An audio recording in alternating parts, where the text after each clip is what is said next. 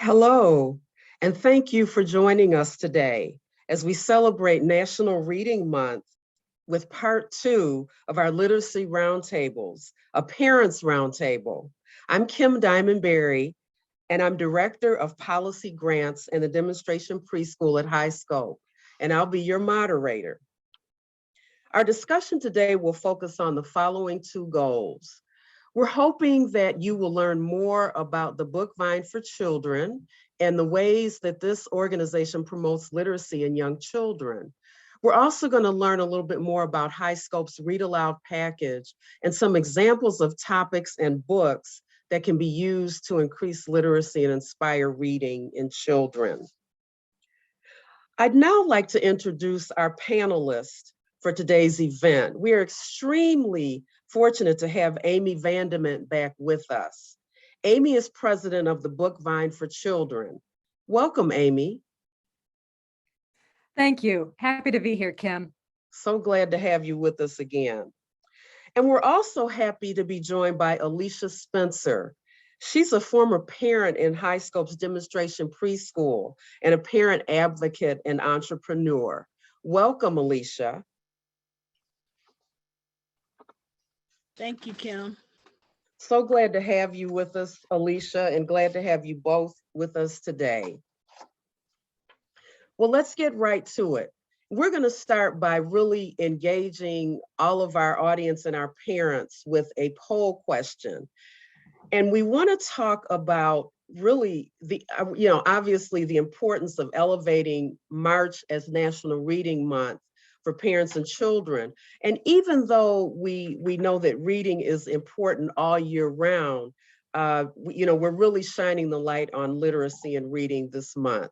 So we would like to know what you are doing with your children to support National Reading Month. And what we're going to do is to ask you to put your questions or your answers in the chat, and we'll just see what all of our parents are doing. So just you can start right now.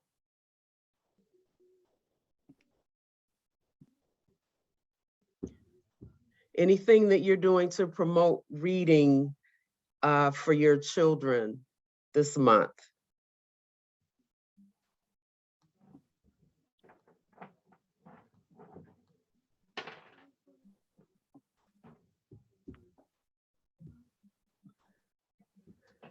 Okay, so we're starting to come in.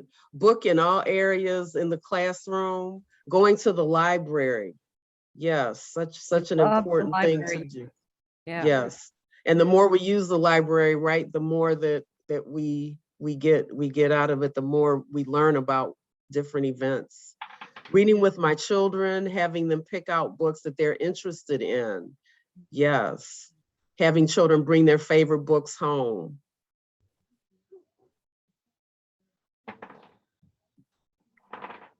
And it's so important to support those interests.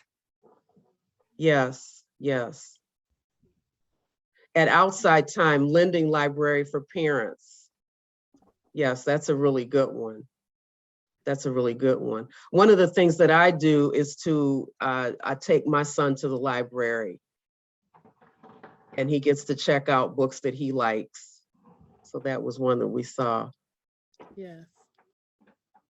To read a lot more books than normal, Juliet says. Also use Epic and encourage picture reading. Yes, I think we're going to talk a little bit about that today as well. So some really great, wonderful things that we're doing to really encourage reading in our children this month. I like the one somebody just posted, family reading challenge. Yes. I love every 20 minutes during week. Yeah, I like that. Yeah, and Tanza writes family weekend reading fun. I just saw that come through. So some really, really wonderful ways to promote reading. So Amy, I'd like to pose this question to you. I'd like for you to share a little bit about the history of the Bookvine for Children, who you are, and the mission of your organization for us. Of course. We are a 40-year-old independent woman-owned business, and we're a book business. We have two jobs, really. Reading the 3,000 new children's picture books published each year, and we choose just the best books for our selections. So we pick about 300 books out of the 3,000.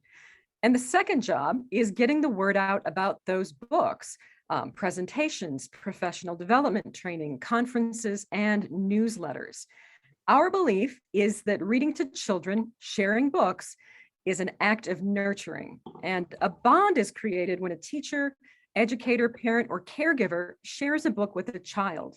This act of reading together says to those children, "You are important." Yes, thank you. Thank you, Amy. So glad to learn a little bit more about the Bookvine.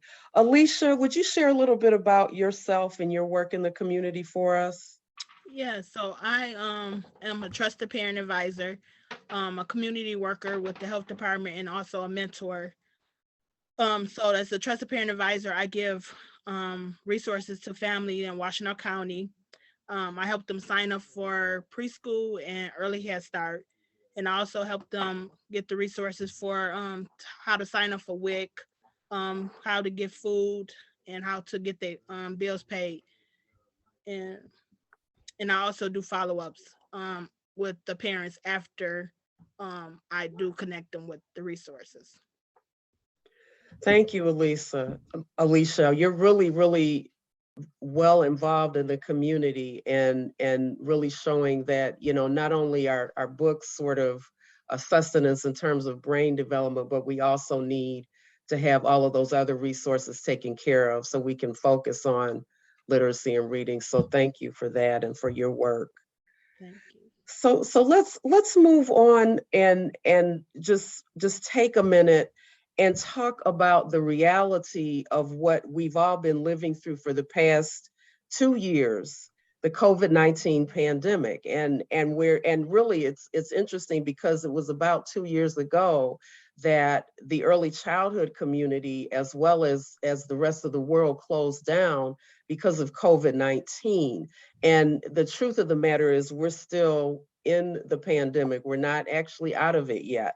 But Amy, I'd like to start with you and just get your take on how the pandemic really affected the Bookvine and how you've been able to continue elevating literacy and reading in your work with your customers. Well, we are still impacted by the pandemic because of the supply chain issues, as I'm sure many people out there are still experiencing the same problems. But you know, the most important thing we did was that we stayed open and we stayed positive, and we served teachers in schools while a lot of people were shut down. But we talked to administrators and teachers during this time. We created YouTube videos. We read books to children to watch and listen to good books, and we did Zoom professional development literacy trainings. Also, we donated books so that children could get a book in a grab-and-go meal in New York, Chicago, and DC. Yes, we really all had to pivot so quickly, and I think we found out how resourceful we could be in that situation. So appreciate that work. And Alicia, can you share how you elevated literacy and reading for your boys when school closed and some examples?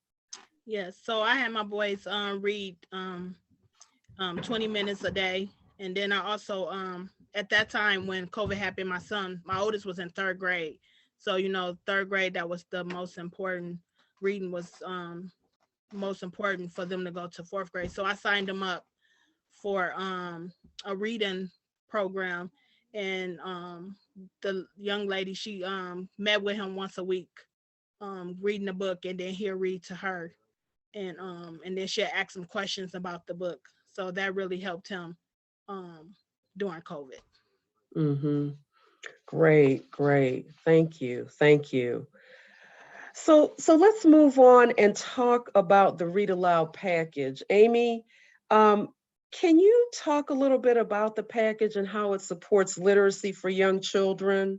And I think we'll also talk about the Spanish Read-Alouds as well. I just want to make sure we make mention of that. But Amy, go ahead. Absolutely. So this slide shows the launching literacy package. Let's read it again. And of course, as you mentioned, the Spanish package. I just want to point out that in launching literacy, one of my favorite things is the mealtime conversation cards. I think that's so important and ingenious for very young children. And then going to the Let's Read It Again, it has 20 booklets with activities based on the books that are in that set. So important, and it really brings to life each book.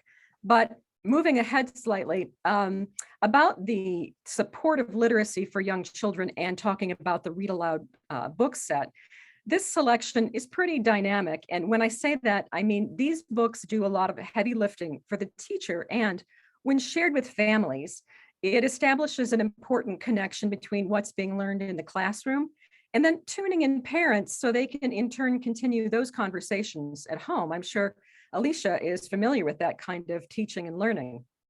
And I know when the team was working on the book selection, the HighScope team, there was a lot of dialogue about titles. And the goal was to assemble a variety of subjects. So there was support across multiple domains in the classroom. Like the person mentioned, books in every area of the classroom, so important. And we always say that a good book has many layers, meaning a book, being an intentionally designed piece of art, is multidimensional in its content. A book that's primarily about planting and growing can also extend themes to the community and supporting one another, and in turn, social emotional learning.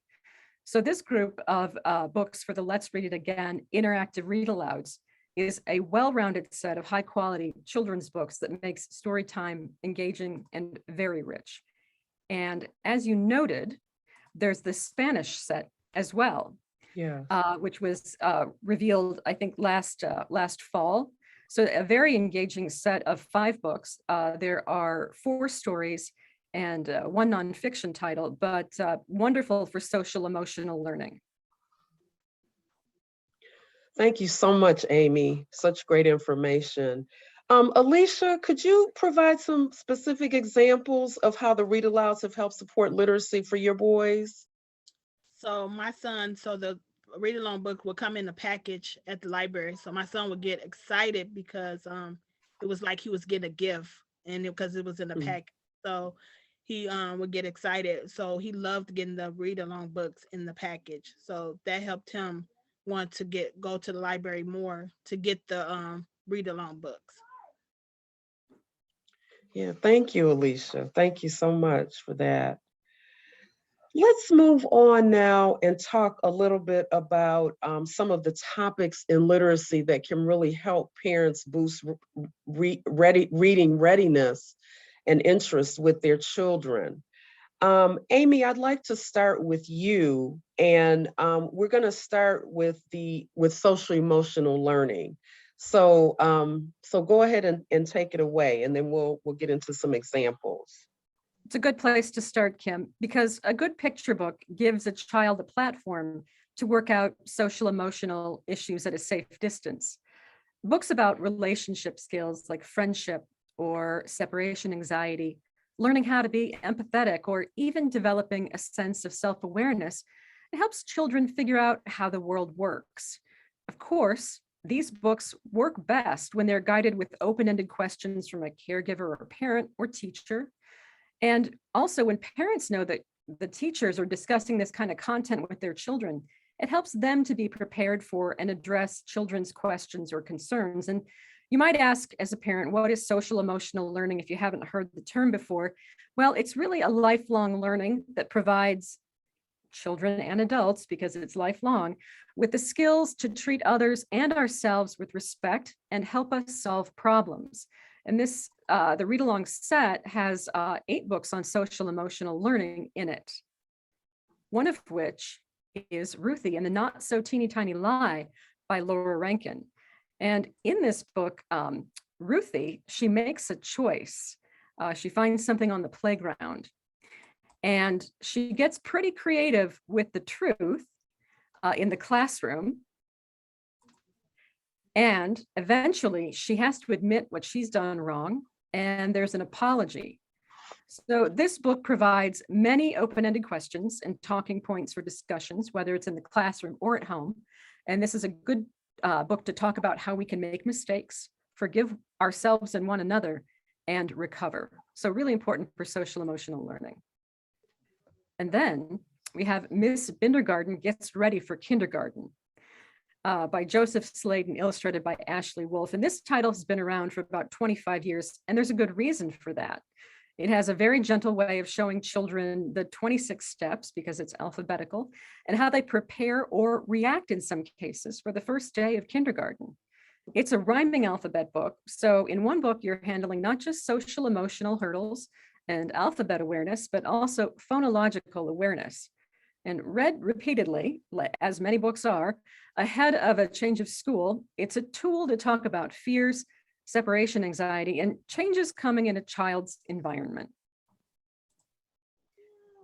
And we also know about the whole issue of separation anxiety and transitions in young children, and you know, moving on, even coming into preschool, but even leaving preschool and going to kindergarten. So this is such an important book for that. Absolutely. And of course, you know, this book's been around a while, and you may not know this, or you may know it, that authors don't pick the illustrators of their books. The editor selects that person to illustrate the book. And I wonder if Joseph Slade really intended for Miss Bindergarten to be a dog, but she's a wonderful character. And I can imagine that children would really like to be greeted in a book by her as a kindergarten teacher. Yes, yeah. And, you know, Amy, I also wanted to point up something that you mentioned early on when we were talking, when we started the social emotional area, the whole notion of having picture books that you know, don't have any words, but that can allow children to come up with their own sort of stories and even feelings based on what they're seeing, I think is so important to point up as well. Oh, And sure. I'm glad that you mentioned that. Yeah, are so important for observation, and especially for children learning English. They don't have to read any text. They can tell the story in their own language. And so Right. that really empowers them. Exactly. Alicia, what are your thoughts about supporting children's social emotional development through book reading? I think you have some examples for us too. Yeah, I think it's very important. Like the book Our Diversity Makes Us Stronger. So I in the book it's a boy that gets glasses, and he feel like he looked different because he got glasses, but when he sees his friend the first day of school, she has braces, and so he noticed that, you know, she has something different about her, and he has something different about her, and she tells him that she likes the glasses on him, so it makes him feel comfortable.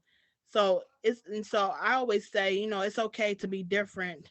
You might have different things about yourself, or your friend might have something different about them, but it's okay to be different. So you will, and I always tell my kids that because something is different about someone else, you always treat everyone um with kindness. And Mhm. Also, you know, and if somebody don't treat you with kindness, by you being a leader, they will come around and do the same thing that you do. Yeah. And also this book, The Color Monster. So this is about emotions, how all the colors get mixed together, and it's different emotions, and then they split it up with putting emotions in different containers. So you put happy in a container, you put angry in a container, sad in a container, and then it's teaching them how to express themselves when they having these different emotions. So I really love this book. Yeah, that's one of the Color Monster is one of my favorite books. And this book right here, it's about to come out, but I had read a little bit about it, and my oldest son, he started bringing these home when he was in first grade, and we always collect them. So um we was excited about a new one that's coming out. So I and then with this one is just teaching them like something excited is happening and he wants to ride a roller coaster, but he gets so excited that he forget, like he has his ticket already, but he think he doesn't have his ticket. So it's like you get excited about different things and you think that you haven't did them, but you already have. So the excitement it outdoes your emotions of things that you have. So sometimes you have to like calm down and then think about things that you already have before you go do them. So I'm looking forward to this book. Yeah. Thank you, Alicia. It's really helping children express their emotions, but also sort of the whole socialization around work, learning to be in spaces with other young children, and how to also think about how they may be feeling and experiencing events. So I really appreciate these examples from both of you. Okay, so we have another poll question for our parents and all of us, all of our audience. And we want to find out from you what your favorite social emotional book is and how you've used it with your children in your home. So again, if you will place your answers in the chat box, and we can kind of call some of those out as they start coming through.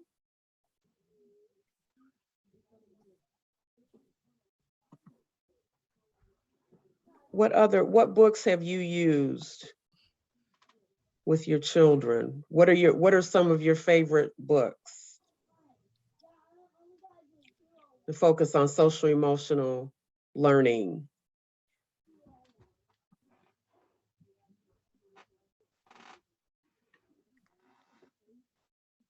Okay, so Sharon says on Monday when it rained that she used one of the books when it was a really hard day.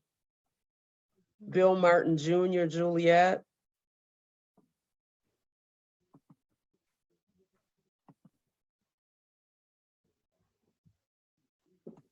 I love Miss Bindergarten Gets Ready for Kindergarten. I think that's my new favorite book.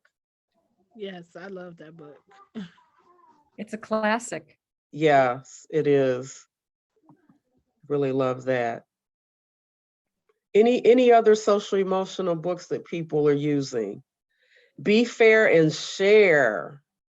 My Many Colors by Seuss. Dr. Seuss. Any other books? So we may think of some other books too, but these are all some really great examples. Let's transition and talk a little bit about the STEAM and STEM area. Of course, STEAM is science, technology, engineering, art, and math, or just STEM, science, technology, engineering, and math. And so we're gonna transition, Amy, to you and have you start us off. Thanks, Kim. As all of you know, a high quality children's book has many layers, and the best books are intentionally designed. A good STEAM book makes connections across disciplines or domains in the classroom. So nonfiction, like this book on the screen, is important. It builds general knowledge of the world. So books on science, art, and math should pique children's curiosity, add new vocabulary to a child's word bank, and really build on concepts that children already know. It's important that STEAM or STEM books are engaging in both language and illustrations, and good back matter, and back matter is the information that's in addition to what the story or text is, and it gives teachers and adults and parents the more information on that subject. So if you get more questions from children, you can answer those questions. And for teachers, that back matter helps them create natural extensions for activities in the classroom. And so the slide you see right now is about planting and growing. And it really offers a perfect jumping off point for activities at home and in the classroom. It rhymes, it's got rich language and positional words, And it demonstrates how some crops grow above the ground and some crops grow below the ground. And it's really full of joy, and the illustrations show a lot what happens in a garden. Yeah, and Amy, I was just going to add, and depending on where you are, spring may have already sprung. Spring may be starting to have sprung.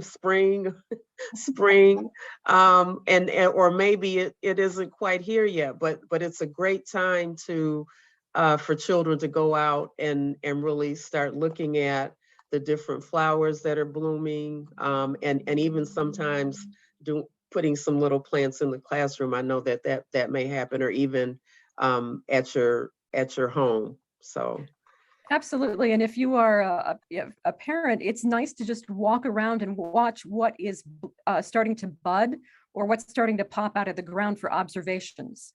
It doesn't have to be a scientific lesson. It can just be, what do we see? Noting what we see about spring. And so this is 10 Black Dots by Donald Cruz, and it was published in 1968. And because it's so well designed, this book is still engaging because of the rhyming text and the illustrations. And it reinforces counting, graphing, 10 frames, and creative ways to see numbers. And so this page, notice how the question leads you. What can you do with 10 black dots? This is part of the pacing and design of the book. It leads you to turn the page.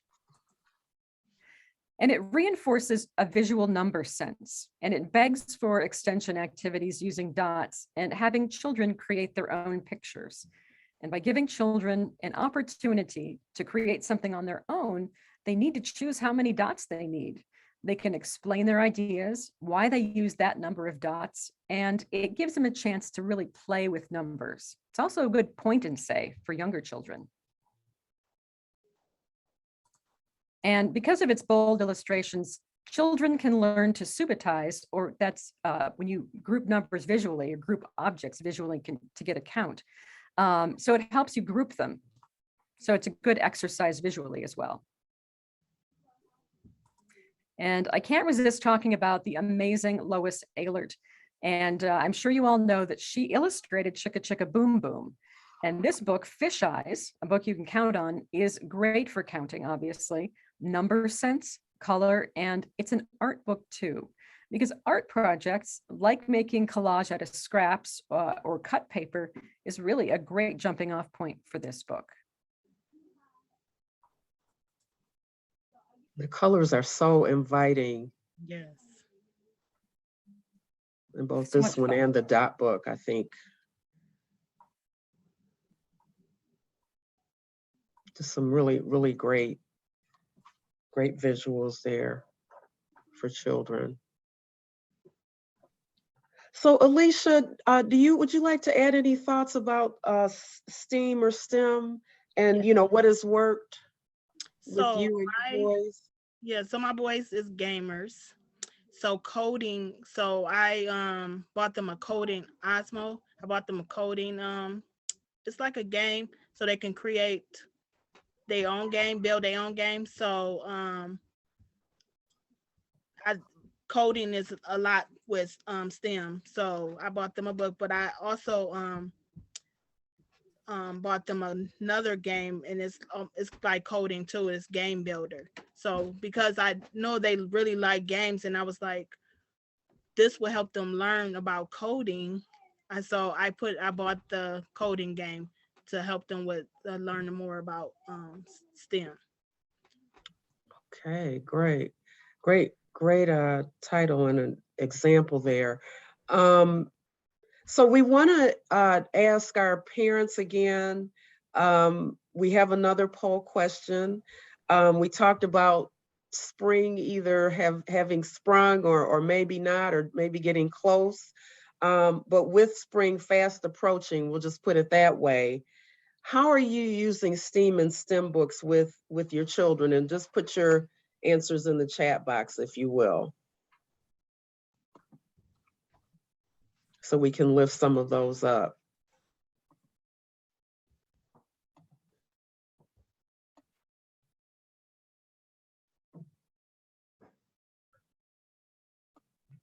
It looks like we have a few more that came through for the social emotional. Touch and feel. Chicken, boom, boom. I can calm when I feel. Helping my feeling buddies.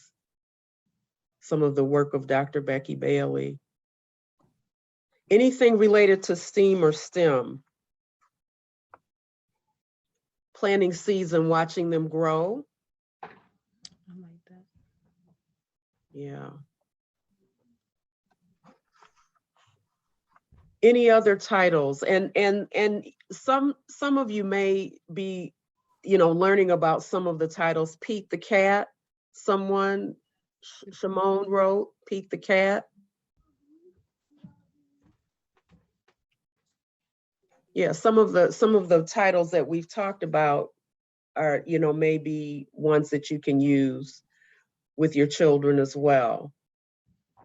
Can I add one too? Yes, please. CC loves science. CC loves science. Mm-hmm. Yeah, that's a great one. And I think someone also asked us to put some of these titles in the chat. So we may be able to get some of the titles in the chat that we're talking about today. We also have a reference list that we can share after our broadcast as well. That will have a lot of them. Little Green Frogs by Frances Berry. Yes, that's a great one.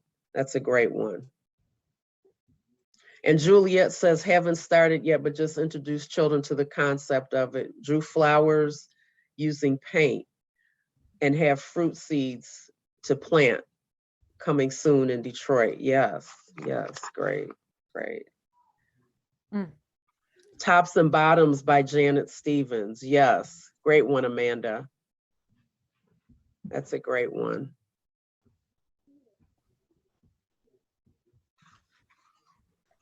So let's transition, Amy, to talk a little bit about literacy and poetry, and how you can, elevate reading and reading readiness. Sure. Well, rhyming poetry, like Mother Goose, who needs to be revived, because she helps children develop spoken language. And when I talk about Mother Goose, it's those simple rhymes like Twinkle, Twinkle, Little Star, or Jack and Jill, or Little Miss Muffet. Those build phonemic awareness. And because they emphasize sounds and the rhythm of words, that's a foundation for future reading abilities.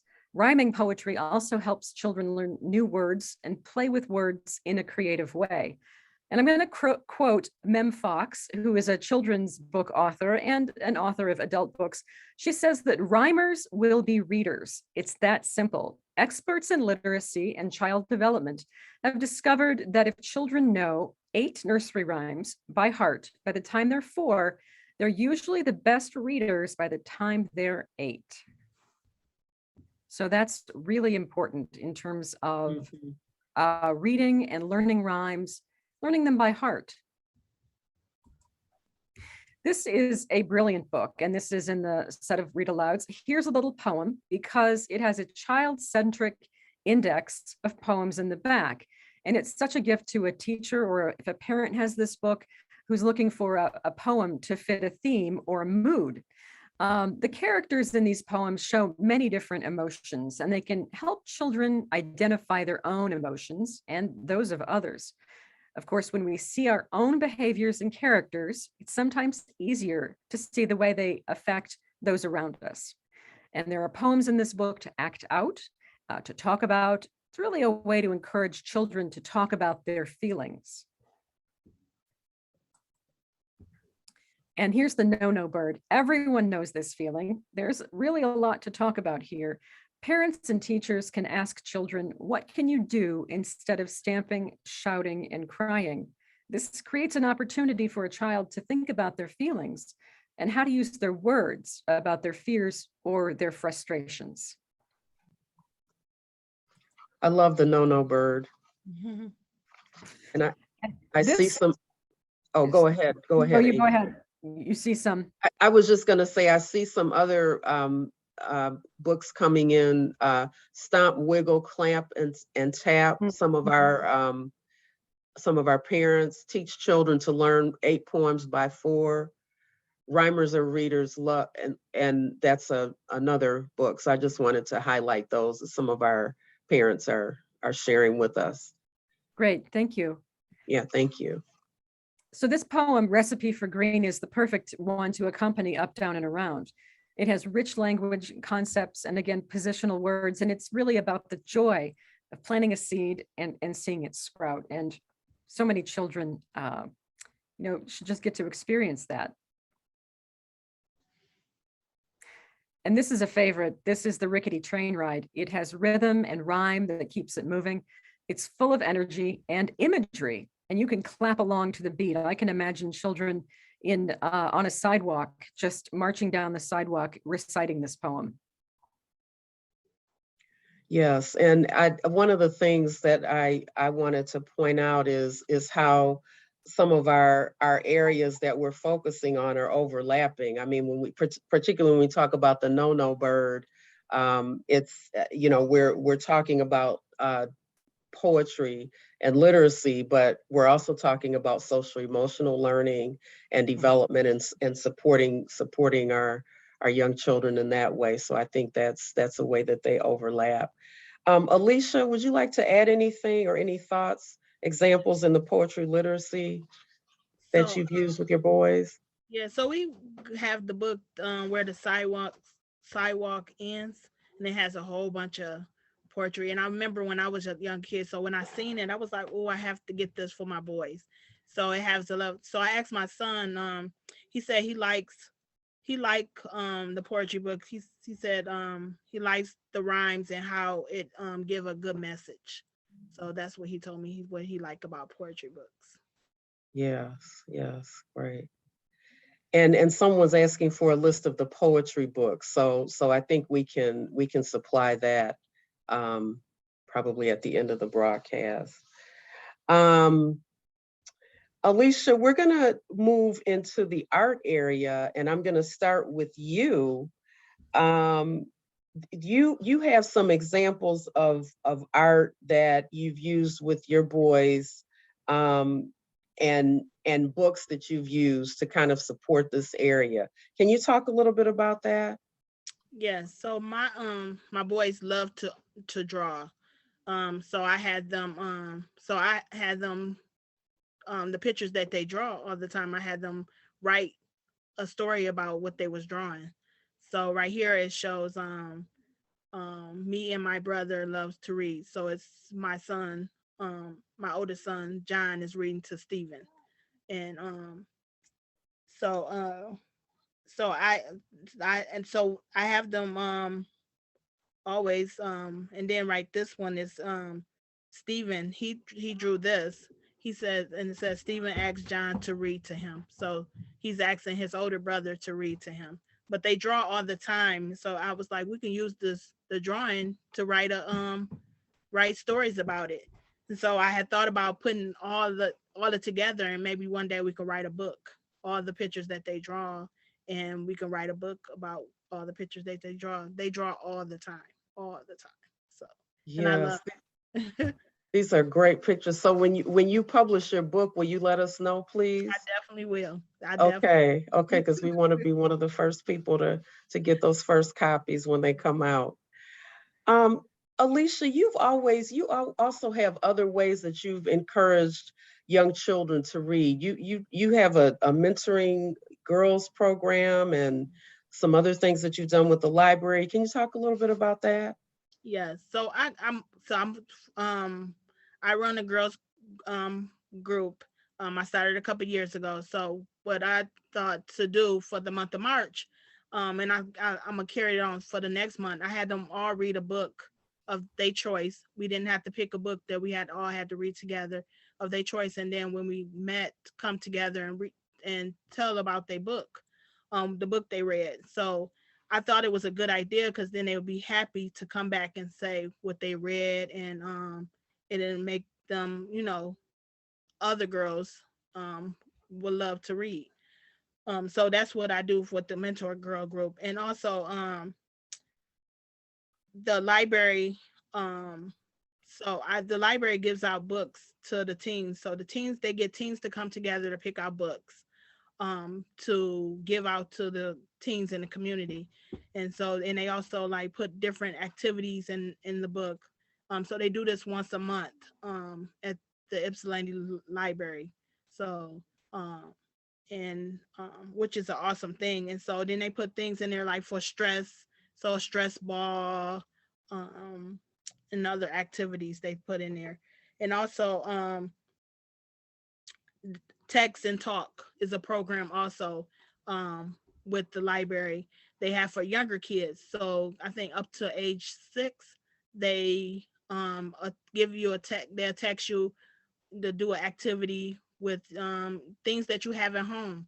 And we go out and buy things, but we have a lot of things at home that we can use to do with our kids, a book or make up a different activity to do to bring out the book that we read to them. So and also I wanted to talk about my sons. They are they are with the reading book club called by Kids for Kids. And they read together with different different age kids that's different, a different age than like my youngest. He has an older child that reads to him, and he's from another state. So they meet up once a week and read together, and then they come together at the end of the program and do a project together, and they win prizes. That's wonderful. So many different wonderful ideas to use with young children and to encourage them, and a lot of great ideas at the local library and different events and activities. So these are great ideas for parents. Yolanda has also put in the chat that we have our older students read to our younger students, and we love the idea of drawing pictures. There's a nonprofit based in California where they, and she's put the website in the chat for everybody. But they've added an hour to stream to include reading, which is really great. So thank you for that information, Yolanda. That's great information for all of us. Yes. Amy, I'm going to transition to you to talk a little bit more about the art area, because you have some great books that we can think about when we're thinking about art. Sure, absolutely. So for example, Charlie Parker played Bebop. We have to remember that art in children's books is the first art that children are going to come into contact with, and it's essential that it's great art. Of course, for very young children, the bolder and simpler the design is important. Art can really be a window into looking at how a child is developing when they talk about the pictures, the illustrations. Also, like we mentioned before, telling the story on their own terms to develop language. Again, the illustrations in children's books aren't there to just sit beside the text. They're there to invigorate the words and add to the story in ways the author sometimes never expected. And illustrations let you look beyond the words. This book, Charlie Parker Played Bebop, is full of rhyme and fun, and there's a lot to talk about, from the art to the subject to the text. Now, Chris Roshka has a unique style, and this book is really a love letter to Charlie Parker's musical style. And the text is full of onomatopoeia, and that's exactly what you see: bop, bang, bibbity, bobbity. So that means onomatopoeia, all those sounds you make. And a picture walk with a child before reading a book can help with the pronunciation of those words and get children engaged with the sounds. And it's really a combination of art and poetic language. It's really original and wonderful. It's a great way to introduce children to jazz and have them react to the music, or draw along to the music, or even just move their bodies. And this is the important book by Margaret Wise Brown, pictures by Leonard Weisgard. And I'm going to admit this is an odd book, but it's one of Margaret Wise Brown's best books. And it's because it speaks to children about ordinary objects, the attributes of those objects, or what makes them important. And it increases general knowledge of the world. And the language is rich, and it paints a picture all on its own, even without the beautiful illustrations. Literacy, art, it's really a marriage of the two. And for teachers and parents too, it's easy to see extensions for the book because children naturally can create their own description of objects and what makes those objects whole. You know, a ball, it's round, it's bouncy, that kind of thing. So it builds descriptive language and really enhances your visual imagination. These are all such great examples. And again, we're going to make these book titles available to our listeners and participants at the end of the webcast. So thank you so much for those, Amy. So we have one more question for our panelists. And what we'd like for you to do is to talk a little bit more about the importance of finding joy in reading for parents as well as their young children. And Alicia, I'm going to start with you. So my boys get excited about reading when we so you can make a puppet show out of the after you read the book, or even you read the book first and then you do a puppet show, or y'all do a puppet show together. And also like react out the book in different ways, and also draw pictures about the book, and just getting them loving how the reason they know that we're going to do something else after we read the book, getting them excited about wanting to read all the time. Great ideas. Amy, how do you find joy in reading?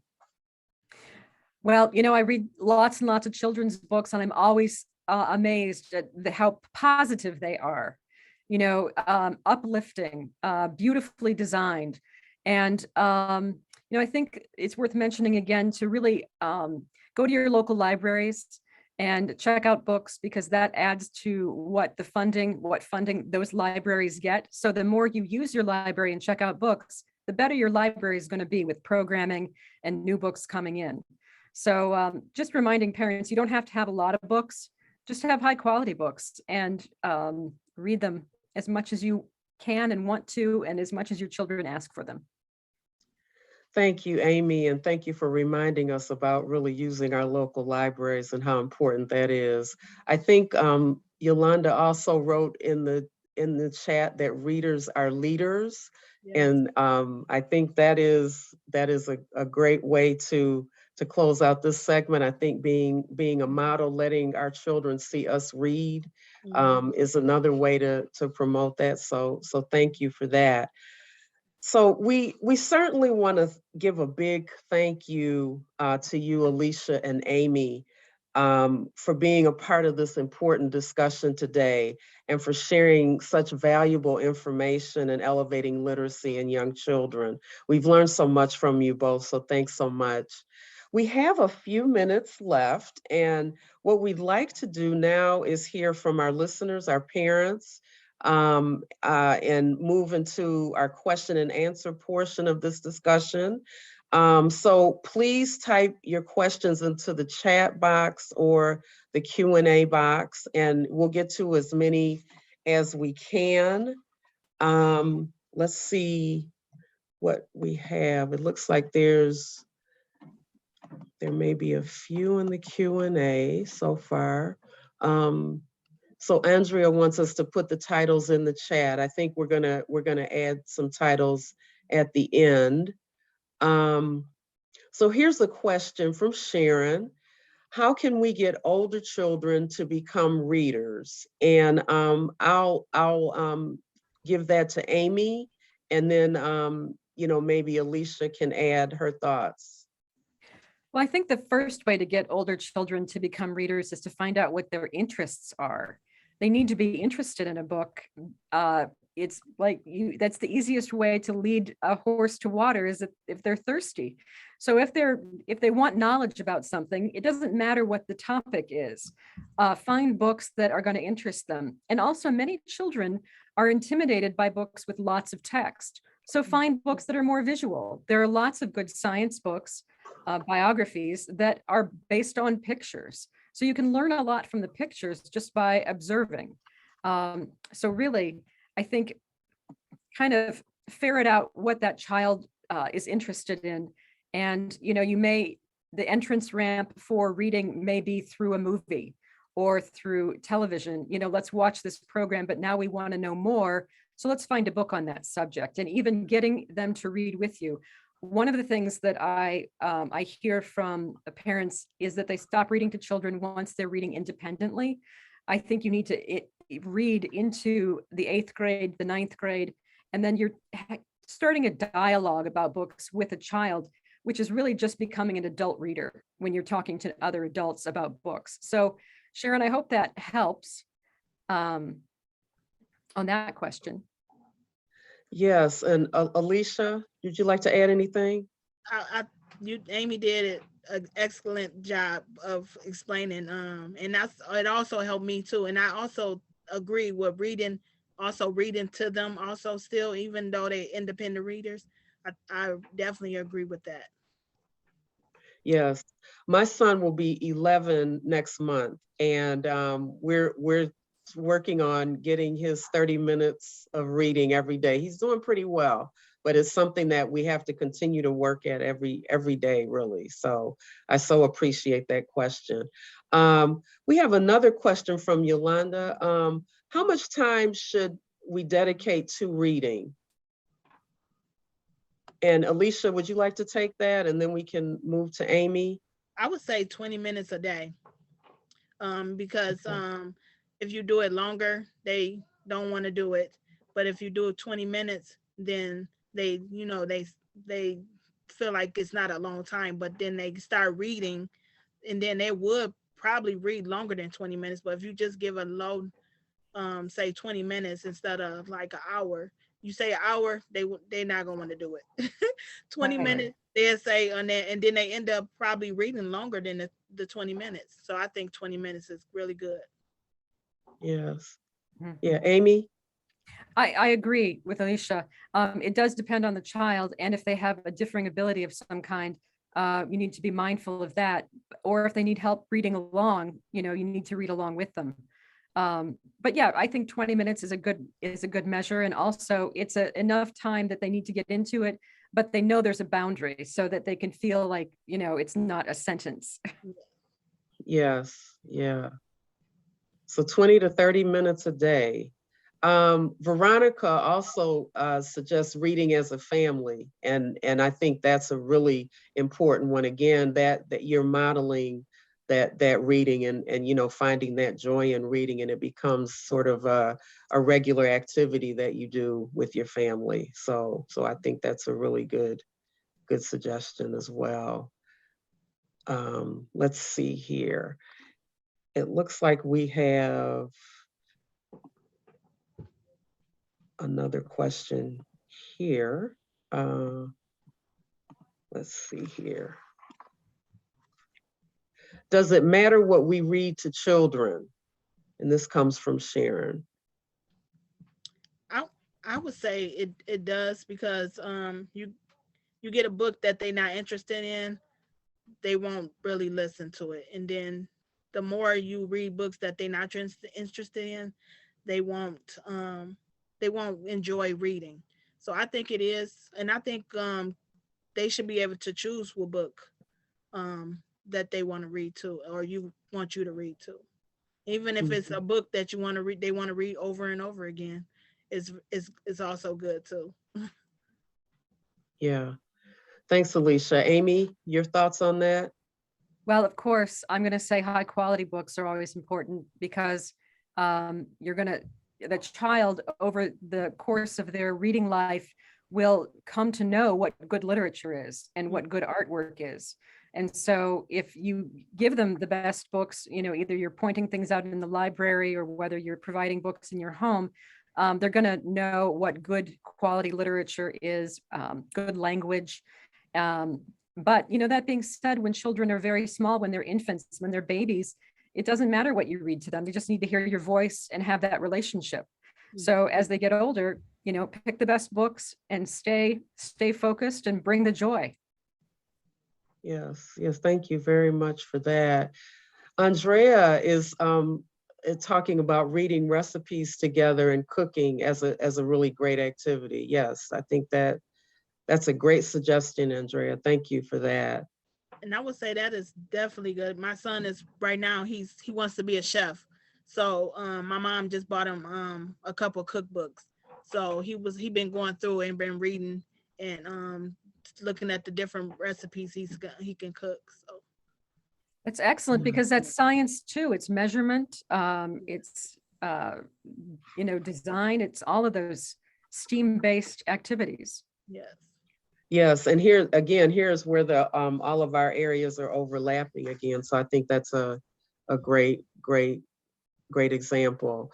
Juliet is asking about having children draw pictures and then asking them to develop a story from it, which I think we talked about a little bit. I think that's a great activity and a way to get children to read and to be interested more in reading. So, Yes, I agree. any other thoughts on And I would that? say also, even when they draw the pictures, it's so what they when they talk about the picture, you'd be like, wow, they see stuff that you don't see. Mm-hmm. And you'd be like, wow, did you got that out the picture? Like, you know, I didn't even see that. You know, you say that to yourself, like, I didn't see that. So it's wonderful drawing pictures and even them talking about what they is doing in the picture or what they see in the picture. So Mhm. Yeah, and Alicia, you made me think about another question. Is there a Read It Again book that is like a family favorite for you? You know, sometimes children, like there are certain books that are favorite books. Is there one that you have? yeah, so my son loved Brown Bear, and so we used to read that. We still do because he still love it. That book that is his favorite. And I think he likes the catch because he says it around the house. Even he knows the book by heart, and so we've been reading this for a long time. So he knows the book by heart. But that's one of our definitely favorite books that we Mhm. read. Me and him. Brown Bear, yes. Amy? Oh, a family favorite. Well, my Yes. son is 25 as of tomorrow, but he learned to read with Chicka Chicka Boom Boom. And I remember the moment that he learned to read that book and couldn't wait to keep reading it over and over again. So Right. Chicka Chicka Boom Boom and Brown Bear, very, Mhm. very popular books.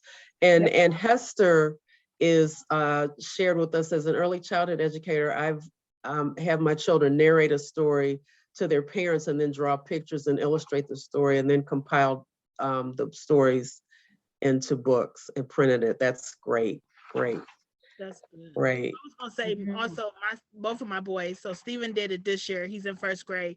They at their school they write a story about and they draw a picture and they publish a book. So they do it every year in first grade. So my oldest did it in first grade, and then Steven got to do it this year in first grade. That's wonderful. So we're going to have all of these young authors that will just see books booming, booming, booming. That's wonderful. That's wonderful. Well, we want to certainly thank you so much for joining us today and bringing your questions for this rich, powerful discussion about the importance of literacy and the rich experiences that you have with your children. Thanks again to Amy and Alicia for sharing in this conversation. A certificate of attendance will be emailed to attendees 24 hours after the webinar, and a recording will be posted on the HighScope blog, The Playground, at highscope.org/the playground. Registration is now open for HighScope's 50th International Conference.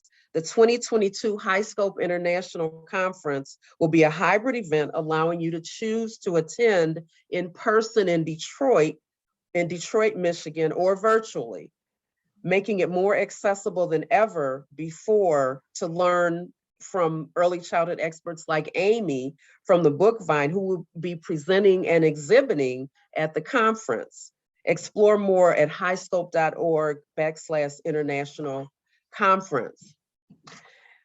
And we also wanted to include some more information about the Bookvine for children for anybody who is interested in reaching out to Amy and her company.